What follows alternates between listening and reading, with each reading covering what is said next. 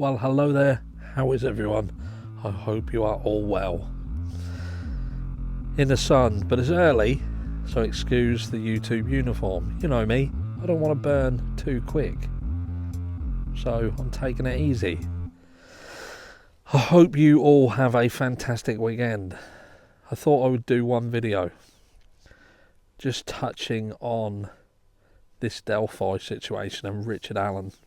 Look, I never really covered the Delphi case. I've done a couple of videos, but it was kind of before I was on the platform. And what I will say before we talk about what we're going to talk about is this. Look, if Richard Allen did this crime, then he deserves the punishment. Do you know what I mean? What is happening to him, he deserves it. And, you know, he deserves everything he gets, what he's got coming to him. At the end of the day, I do not feel there's any crime worse than harming a child. And even criminals themselves, they do also have strong feelings about this. You know that. This is why you have segregation in prisons. You know, it's notoriously known that if you are someone who has harmed children, it goes against a certain code. You know, children are off limits. But we have a specific problem when it comes to the Delphi case. And what I will say is, regardless of whether JB Gunner is your cup of tea, whether you agree with everything he says, I would say go and check out the video in the description below. You know, JB Gunner is someone who himself has turned his life around. He has spent time in the prison with which Mr. Allen is in now, Richard Allen is in now, Westville. And, you know, he talks about what this is like. You know, and you have to be, and he says it rightly, you have to be a special kind of someone. And I don't mean special as in good, but I mean special as in to have a resilience, to have the methodology within you to overcome and be able to not even strive, but just to survive in a place like that, to be able to go through the adaptations that you have to as a person to be able to navigate your way through that system. And this prison which he is in is a notoriously bad one. Now, what we have here is a situation where you have a guy who is going through the process. And we talk about this with respect of Brian Kohberger as well. And what I ask you to do is to look inside for a second and just consider what you want that system to be. Do you want a system that at the end of it, when all is said and done and the dust settles, curtain falls, you know that the outcome that has been obtained through that process is the right one? That they get the right person for the crime with which is being tried? Or are you just happy to have an outcome because it's ticking a box? Because what I fear is that it's now about ticking boxes. It's not any longer about getting the result. And I saw it in business when I worked in, you know, mid-level retail management for years for one of the biggest firms that there is out there.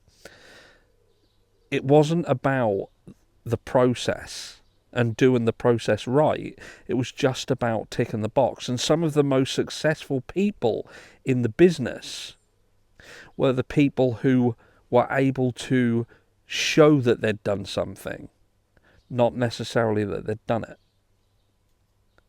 And is that what we're seeing in the Delphi case? Now, don't get me wrong, I'm not saying, and I personally, if I was to be asked, do I feel that the guy is guilty? I actually do. I feel that Richard Allen is the guy. But there is a caveat to that.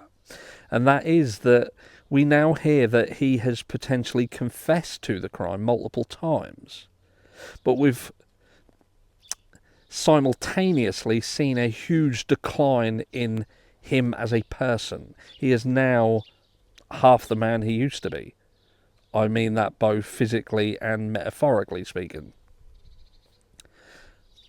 So what I would say to you is, say this guy goes through the process and he is now found guilty based on, because they're saying this trial's going to be 3 weeks.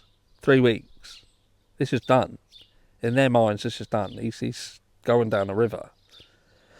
But I said this comment on JB Gunner's video yesterday. And I said, the problem that you've got here now is you have watched the destruction of a man through the process. And it now leaves a question as to whether what you've witnessed is the true confessions of a guilty man, or the confessions of a broken man who wants to escape the system.